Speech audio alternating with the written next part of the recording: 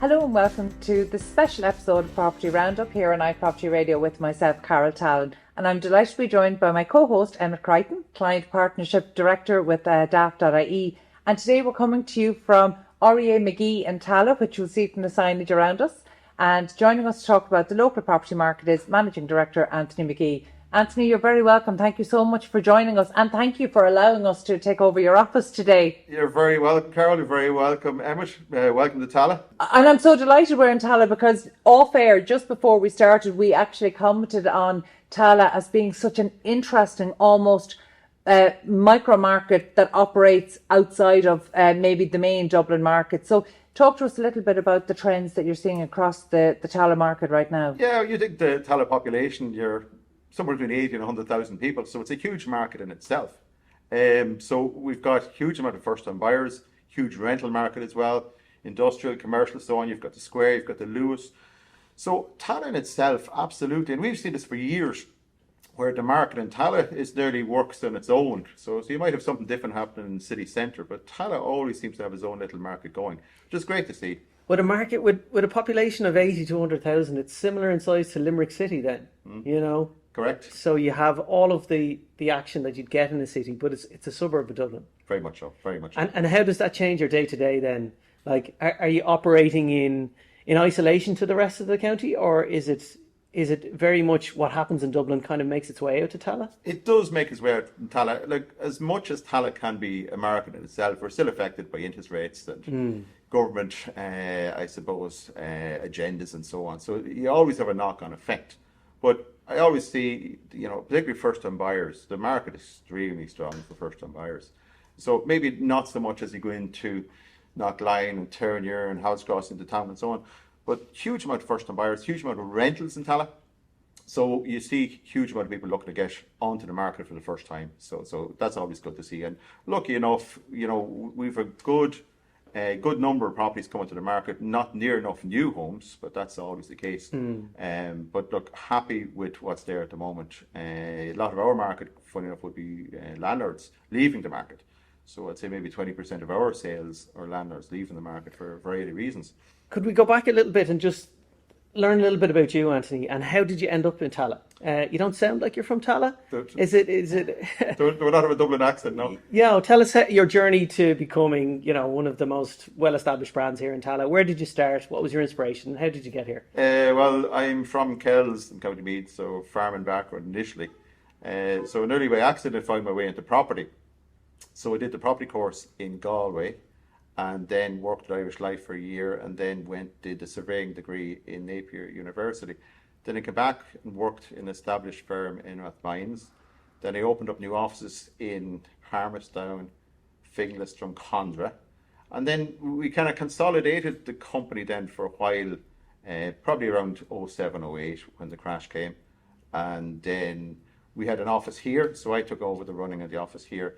And then at the time, I kind of wanted to go a certain direction. So I was talking to the guys in REA at the time, and they said, yeah, we'd like to get you on board. So we joined the REA at the time, and thankfully that worked out very, very well for us thereafter.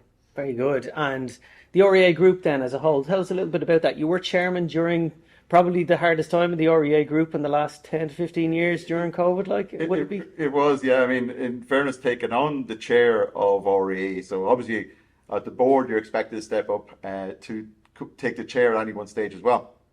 Unfortunately for me, it was COVID year, so that brought its own range of challenges. As much trying to keep the door open as much as anything, so for us, we were trying to embrace technology, we were trying to keep viewers safe, we're trying to keep ourselves as agents safe as well. But it was a most challenging time. You remember, when Damien English was Minister for State for Housing at the time, and I was getting on to Damien numerous times to see, as an industry, what can we do? We worked closely with Pat David, we worked closely with Sherry Coulter. So it was great. In a way, it brought many of the top people together and had to work together. And as agents, we were talking to our colleagues in Douglas Newman Good and Sheriff Gerald and what have you, working together for the betterment of the group. And in fairness, yourselves, Daft as well, had to work with us as well to try and work out the best ways to keep the industry going. Well, that was what I was about to get to, Carol, and you'll remember this. It was like, it wasn't something you could just turn off and walk away from until COVID disappeared. All of the key players in the industry had to find a way to keep the doors open Yeah. and keep this moving along.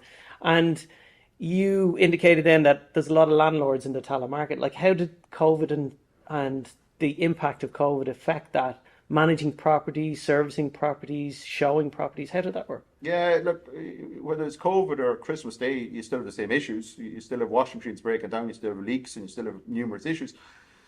Lucky enough, we were allowed to keep our doors open, to keep properties looked after.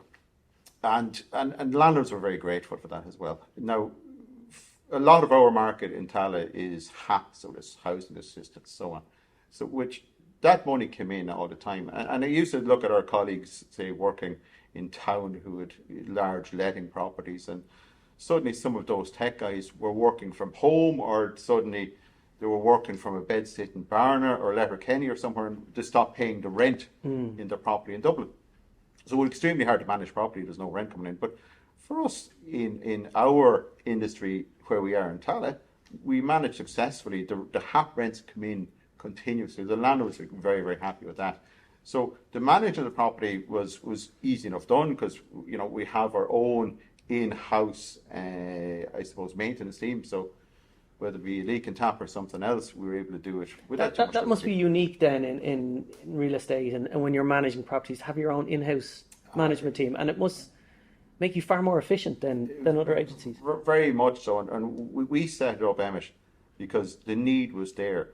And landlords, and I suppose homeowners in general, are finding it really difficult to find somebody to do small things, particularly in the house. So if you have a broken socket or a leaking tap or something small, trying to get an electrician or plumber out nowadays is so difficult. So we're very, very lucky. We have an in-house team that can go and do the job quickly. And some of them are handy as well. So it might be a small plumbing issue, small electrical issue, something else to be done. But if we can send one person out to do the job at one time, it makes life a lot easier. Does that set you apart then to your competition? When your people are approaching you with large multi-unit residential units and they're saying you can get the whole job done in-house? I would hope so, because the service we offer is second to none, obviously in my own opinion. But I really feel, and the team here behind us as well, the work that goes in, and it's not just a 9 to 5 time as well. Like, we do get calls out of hours, so we do evenings, weekends, Christmas Day, but we have to look after it. Yeah. And I do think the landlords generally appreciate the work that goes into it, because sometimes we get business, we get new landlords come in, and they've seen themselves that there might have been an issue, and trying to find somebody to fix the issue is so difficult now. Like, all the money that was thrown into new building and so on, but finding the staff, finding the people to do the work is so difficult. Even the retrofitting, it's a great idea. All this kind of stuff is a great idea, but finding labour in this day and age, and we've some very, very capable people who worked in Ireland, and they've gone home to Poland or Latvia, whatever. They just have struggled to find accommodation, and so we've lost labour. So I would worry about the competitiveness of Ireland in the future, because if you were looking to relocate to Ireland and you've staff and you say, well, where are we going to put these people? There's little or nothing available. And getting back to the same issue, landlords leaving the market, the amount of accommodation available, that number is shrinking all the time. So I would worry about Ireland in the future being an attractive location to bring people to Ireland. That will struggle, and we're getting worse by the week, so we are. Anthony, you're painting a very worrying picture, and unfortunately it's a theme that we've seen over consistent, not just weeks or months, but even years. Government policy is not supporting landlords to stay in the market, is not making it attractive for new landlords to enter. And since 2016, we've been documenting the mass exodus of landlords out of the market. We know we're in line potentially for a political change. What could be done at this stage, do you feel, that would actually not just encourage people, the landlords who are here, to stay, but to entice maybe a whole new generation, a new cohort of landlords into the market? Yeah, it's a strange time at the moment, Carol, because rents have never been higher. And not just in Dublin, but we see our colleagues in our area around the country. We see 16-70% increases in the likes of Roscommon and Cavan. Waterford City. So obviously it should be an attractive time for landlords to come to the market. But there's obviously something wrong, particularly with taxation. Why landlords are leaving in droves. Their interest rates at the moment, you're paying 5, 6, up to 10% interest rates. So it's not viable. So I've never seen as many landlords leaving the market as what's there at the moment. Every time I see government interference, there's always an issue such as this. Landlords are just an easy target. At the moment, landlords are demonized. The amount of landlords I know that they're nearly afraid to say they're a landlord. But the amount of tax they pay, incredible. And they've got maybe historic debt as well. I mean, you don't want to be in your 60s and 70s filling up statement of affairs for banks. And that's where a lot of them are at the moment. So if they get to the stage and just get out, leave the market, they will. Now, the unfortunate thing there, in some ways for tenants, it's all first-time buyers in Tallaght who are buying. So the market's contracting all the time. So for tenants particularly, trying to find accommodation is awful. Like every time we put up something on Daft, we could have 200-300 people looking for a 3-bed house. Anthony, what's the breakdown in your firm between rentals and, say, sales? Say the properties coming to the market we have is probably 20% of landlords, of say second-hand landlords or second-hand homes coming to the market. So it's a huge percentage. But in terms of the work that you're dealing with, what would be the breakdown between rentals and sales? Probably 50-50. Okay. Probably 50-50. And then we've probably a large management portfolio going as well. Between that and valuations, commercial and so on. Do you see that continuing next year? Similar trend, 50-50 on the management and on the sales side? Yeah, in a way, yeah. We kind of, every time our landlord gives us a sale, I mean, we're more than happy to get the sale, but I'd rather we were managing it for the next 5 or 10 years than one sale now. I suppose it's cyclical nature of the business. And if you see the market going that way, what sort of pressures are agents under? Like, let's talk about the industry more generally. Like, what do you think the biggest problem is for agents out there? I mean, a lot of our listeners are agents, and they'll have their own opinions on this, and they'll want to hear what you think. Well, every agent will have the same issue. That would be stock. Stock. Everybody's fighting over the same market all the time, so it is, and you see that with fees and so on. Every property we're in, that's to say we're doing an appraisal, we could have 4 or 5 other agents in the same properties. So stock is always the issue. So it is, and I just think the amount of hours agents are working longer and longer all the time. It's becoming such a difficult industry to work in for agents. Like, you seem to be kind of dragged left, right, and centre. You're working 6 days a week, so it's difficult for agents, particularly young agents coming to the market. So we've 2 apprentices going at the moment.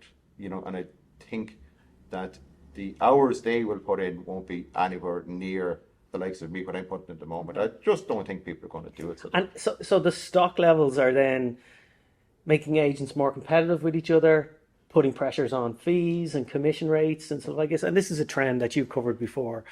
You say make them more competitive with each other. I actually think, and I feel like I can say it because I'm not an estate agent and I've never been an estate agent, but right now what we're seeing is a race to the bottom. So Anthony, you talk about the experience, like we know there's a shrinking pipeline. We know lead generation is an issue. You talk about going into a second-hand property. There's 4 or 5 other agents there. How do you position REA McGee to be the chosen one? Yeah, well, lucky enough, we're established here, say in Tallaght, a long time now. We've a great shop front here. We've good presence. We sponsor local football teams. We get a lot of marketing material out. So, and then social media. Like we've improved dramatically in the last 10 years. So can I interject to congratulate you on your accolade? I know you have been, REA McGee has been recognised for being one of the standouts across the REA franchise or network of agents in terms of embracing social media and LinkedIn in particular. So well done, because I know that that's a difficult transition to make, but it's a very important one. Absolutely, Carol. But I'm a little bit old school in the way I operate. But thankfully, it's the younger members of the team who drag us forward, which is great. Now, we have to be open-minded in how we market. But Anthony, I'm not going to let you away with that, because I know we'll have listeners here who are many decades your senior, who are well embracing social media, saying, what's that young chap talking about? That's an excuse. Your younger staff must have got the appreciation for brand recognition from somewhere. Absolutely. I mean, somebody's told them how to do this. Very much so. We're pushing all the time. So we are, And we have to be innovative as well. I mean, there has to be only a certain amount of a marketing budget. So we have to think outside the box. But I'm amazed, like even TikTok, we've only embraced that the last couple of years. So every property to rent or a property for sale, some of the younger guys go do a TikTok video. It might be 60 seconds, but before they're back in the office, it's online. And within half an hour, there's 1,000 likes and views. I'm just amazed, so I am. Which is great to see. So unless you kind of embrace technology, you're going to struggle. You can do all the flyers you want, you can sponsor all the football teams you want, but you have to do certain things, sometimes a collection of things, to just get your name out there. That feels like the basics of communication, though, doesn't it? You just have to meet people where they're at. So if the people who want to buy, sell, or rent with REA McGee, if they're on TikTok, you have to be on TikTok. If they're in their homes, you put a flyer through the letterbox. It really is, as much as things change, a lot stays the same, and that is you meet people where they're at. Right now, people like to be at home on their phones, in their slipper socks at night. They don't want to leave the house to see signage and things like that. But it is responding to the market dynamics that are there. You've been in this industry for 3 decades. We can talk about how the business changes, but a lot of how the business changes is led by how people change. So your clients, your buyers, your sellers, your tenants, your landlords, how have they changed over the last 30 years? They're a lot more tech savvy, and everything has to happen nearly instantaneous. We run online auctions, and I think the last one we run, we had a farmer in a tractor that bought his property while he was out doing silage. You couldn't imagine the auction. You come from a farming background. I don't know why that surprises you. I think sometimes people confuse technology with innovation, and actually I think if you're an entrepreneur, you're innovative because you have to be. Yeah, well, some of the farmers I know now wouldn't be entrepreneur the spirit, that's for sure. They'd be more interested in silage and so on. But it's incredible nowadays. Everything is done. You can be in Japan, you'll be buying a property in Tallaght online in auction. It's astounding. So it is where we've improved from years and years ago, where when I took in a property, you're taking a photograph on a camera, go to the chemist, you were sticking 28 photographs on a sheet of paper, put them in the window, and that was it. But nowadays people want everything to happen pretty much. So if you're looking for a viewing, they want the viewing done now, want to know when the viewing's there. Online bidding as well, incredible tools. It's one of our really popular tools at Daft. We have offers by Daft, and it's driven by agents. Do we know any of the stats? Because I'm always really curious about that. Do we know any of the stats about how people are embracing, irrespective of which platform they're using, how they're embracing online bidding? Because during COVID, people did it when they had to. Now they don't. There isn't the same compunction. And in fact, a recent conversation with the team at I Am Sold disclosed that actually up to 50% of their properties are now selling outside of the auction process, which is that really surprised me. Are people choosing it? We've done nearly 4 billion in transaction values through offers by Daft. We've done thousands of properties, and we didn't make a big song and dance about it. It was brought to us. Agents wanted it. There are various different tools out there, but the credibility that it sits on the Daft platform and that it's hosted by our engineers and built by us, but built for agents. The transparency, the credibility, the demand on agents' time now. You referred to it earlier that agents don't value their time as much as they should because the amount of work that goes into selling, managing property for your clients. And Offers by Daft was built for that purpose, so that clients could bid, and where we're seeing the most amount of bids is a Friday evening or a Wednesday night. 9, 10 o'clock. They have their feet up on the couch and they're like, yeah, I'll do this. And then an agent doesn't have to respond to everybody. And when you're talking about agents' time, I mean, the pressure on fees must be intense then. Yeah. And if you're working Saturdays, absolutely, and you're saying the younger staff won't do that in the future, no, but you're right. Important word you said there was transparency. I mean, people love that, and I love the online tool. But it all ties into time management. So it does. So if you're doing a normal private treat, you get a bid in, you have to notify 2 or 3 underbidders that the new bid is coming in. But online bidding, it happens at the same time. Everyone sees it happening, so it does. And it works in the background. So it could be a Saturday or Sunday. Again, as you said, people are at home making bids. The agent sees it coming through, and it's working away in the background. So again, you got to think smarter, not harder. So that's a brilliant, innovative tool that agents are using, and it's just wonderful that will save time for agents. And if there's other methods where agents can think how to save time, that's the way to go about it. Yeah, I totally agree. And you've covered this, Carol. The technology stack that Yeah. some of the agents are coming out with now is just phenomenal. Like, Well, actually, that's blown my mind. And we were, again, discussing this earlier, but actually, every week I'm being educated to a new piece of technology that estate agents or letting agents up and down the country are using. And I have to say, letting agents have the edge over estate agents or ones that primarily deal with lettings, because I think it is a lower margin business, higher volume, more things break down. So actually, if you don't have your process, it becomes very unprofitable very quickly. So can you tell us a little bit about your tech stack? Talk to us about what technology you're using. Well, for the letting management, we use as Letman. And any agent that's managing property, unless they have some tech tool behind the scenes, it will not work. When we started off, we did pen and paper, use spreadsheets. It'll get you somewhere for a while, but it will not get you anywhere. And then, we manage in around 500 units. So, we have to make sure our landlords are paid as soon as the rent comes in. mm-hmm.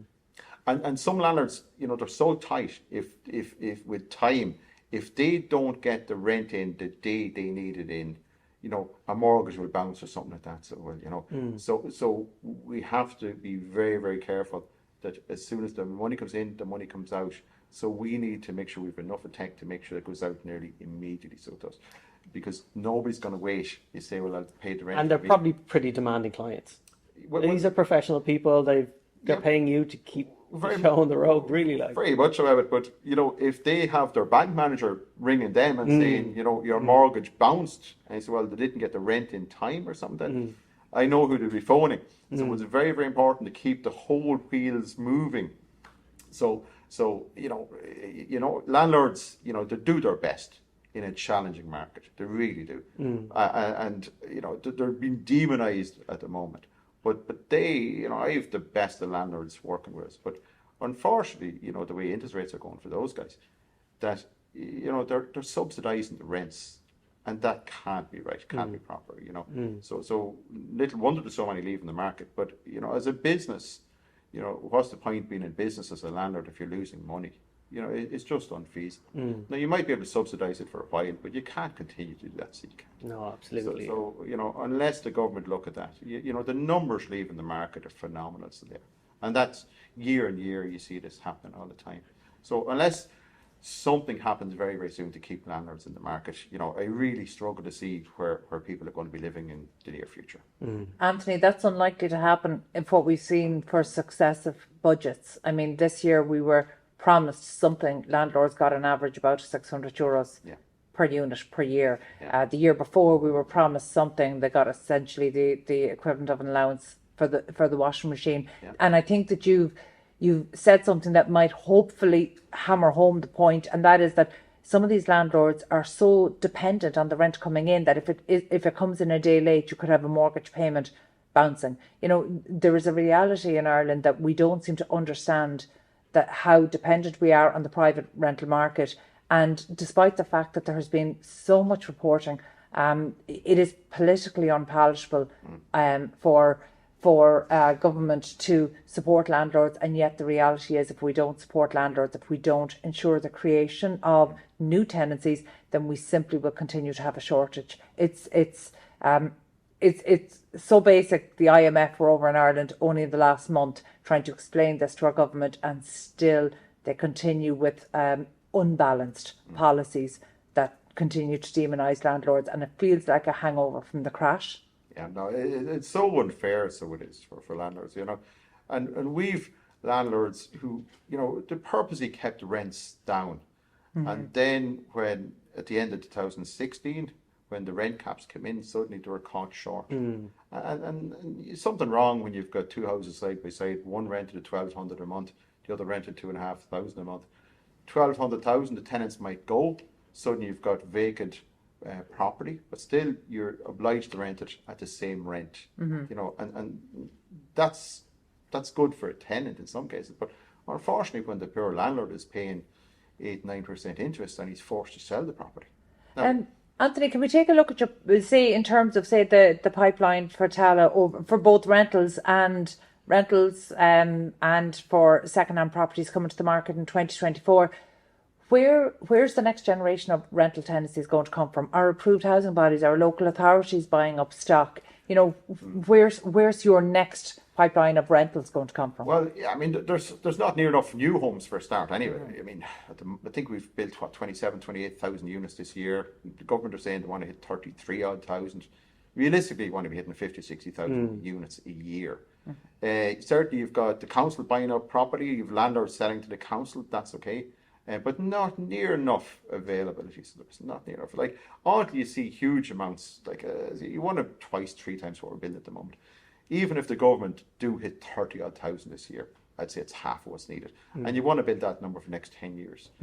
Now, in theory, that's a good idea, but you're getting back to the labour shortages. I'm not sure who's going to build all these houses. The labour isn't there. And a huge amount of skilled labour are leaving the country, so there. Now, a lot of them are going to Australia, going to America, and so on. So I have no idea who's going to build these houses. But look, and it's not even in numbers. You have to get the balance of properties right. So, for example, we've seen in the last number of months that the majority of mortgage home buyers are first-time buyers. Would that be consistent with the demand you're seeing coming through your doors? Very much so. Very much so. And Tallaght, by its nature, a huge amount of first-time buyers, and a lot of people we've rented to, or we've helped them get mortgages, and now they become first-time buyers, which is great to see. Maybe it just shows how old they get when you see people going from rental to buying and setting up homes for their families. Yeah, it's great to see. Absolutely. And we've had a huge amount of foreign nationals coming to Tallaght as well. And, they've been very, very welcome and they've been embraced by the community. But it's great to see these people working, getting jobs, getting mortgages and so on, and setting up and again, you don't want to see these people going home. So you don't. You really want to see these people. Anthony, that's a really nice reminder that I focus so much on the technology, and I always have a bias towards talking about the technology, being curious about that. But at the end of the day, every so often I'm reminded that property at its heart is a people business, and I think when you're in this business for so long, serving the local community, then you do get to experience renting homes to people, and then in time they turn around and become first-time buyers and maybe trade or right size in terms of family as that changes. In terms of serving the local community, where do you see the role of REA McGee moving forward? Technology is, online bidding, everything is turning towards technology. Where do you see the service element coming in the future? I suppose it's our job as the agents to make sure that, we're trying to keep people in homes, so it is. So, even sometimes I'd be talking to these local councillors, see, how we can improve that so we can. But, I mean, it's the stock levels is the key. If there's not enough houses being built, there's going to be a knock-on effect. So our job is to keep the industry going, whether we embrace the technology or talking to local EDs or seeing what we can do on the ground. But, we've so many clients we've built up over the years. I know them well, I love to see people coming in, getting their homes and so on. The crazy scenario at the moment is it's cheaper to buy a house than it is to rent a house. But then if you're renting a house and you're paying high rent, you're trying to run a car, you've got childcare expenses. It's so difficult to save money to buy a house.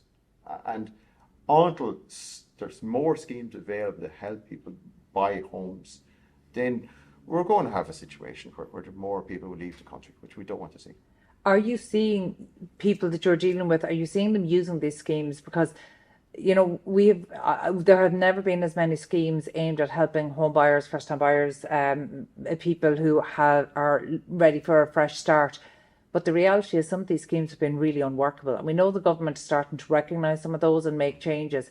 But, I mean, the people you're dealing with, have they been able to rely on many of those schemes? Not necessarily. And usually the take-up in some of these schemes, you're talking small numbers. So you have to, as the government departments really need to look and say, how come we've got minuscule numbers taking up these schemes? There's something very, very wrong. We even spoke earlier about, even some of the the government schemes that work on behalf of, say, buying properties back for the council, or getting people on the HAP scheme, and how long they're taking now. The government departments are busting at the seams. They can't handle the amount of people coming in. Yeah. So it's a knock-on effect. And you're seeing it at the end of the pipeline. Yeah. I mean, the HAP is a great incentive for people underneath a certain threshold to actually just be able to rent a home.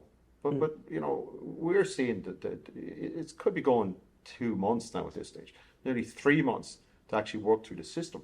So there might be somebody lined up and qualified for HAP to fill up all the paperwork. But landlord's happy to have them.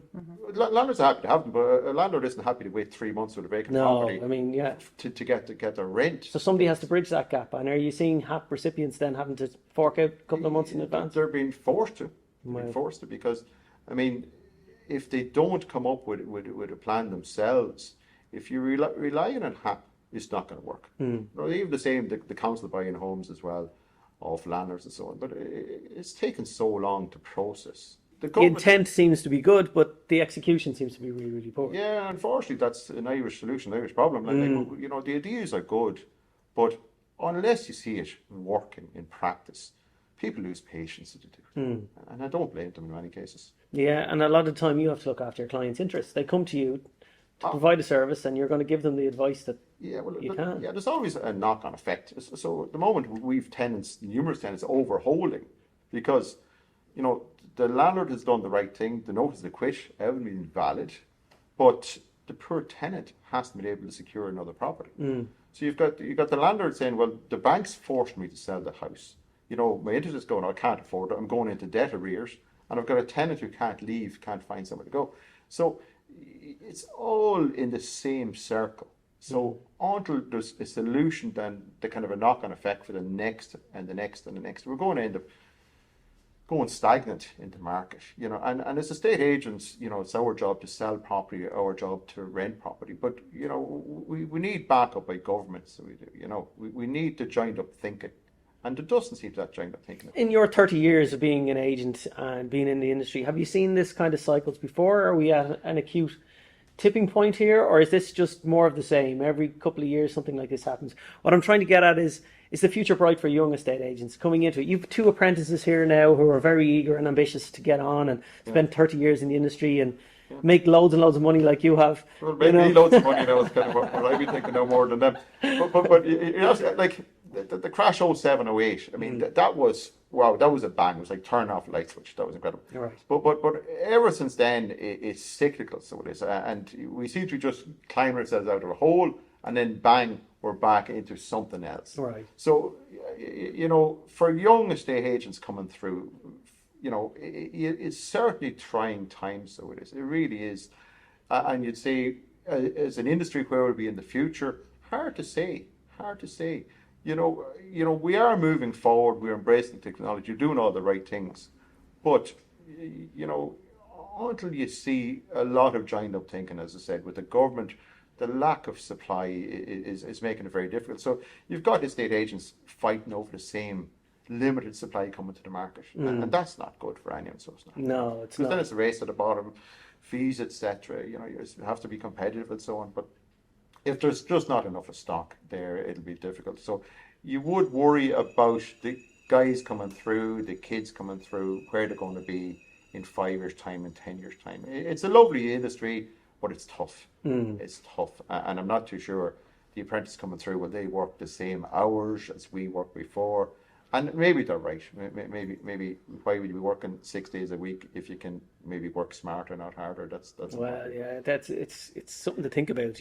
I always think it's a test of would you encourage your children to come into the industry, and it's something we look at a lot across real estate and construction. When people talk about the challenges, at the end of the day, would you encourage your own children to enter the industry? Carol, I've asked that same question to numerous REA guys, and the state in general. And the answer is always negative.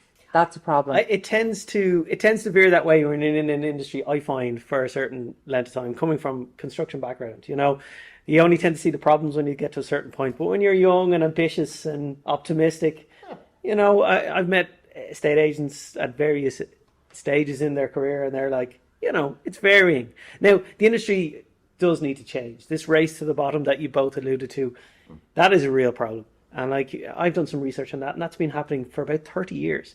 We pushed out. You even said you remembered when fees were 4%. That was in the good old days in law firms, dealing with probate, dealing with conveyancing for solicitors. Now, don't get me wrong, I wouldn't like to go back to those, for consumers, I wouldn't like to go back to those days of the percentages, but there was a value on professional time and fees that is missing today. You said the same thing. Your time is not valued. And I think from where I sit, it seems like everybody's saying the same thing. Your time is not valued. You're not getting paid enough for the professional service you provide. Yeah. And it seems it only needs to go one way. I don't think it can get any lower. It just possibly can't. It can't. I can't see it going any lower. So it can't, because you're going to lose people in the industry. And it's pity. Some very, very capable people. But they say, God, why are we doing it for? You need a lot of energy as you do in this game. But as you get older, you're thinking, God, I can't compete with the hours that's necessary.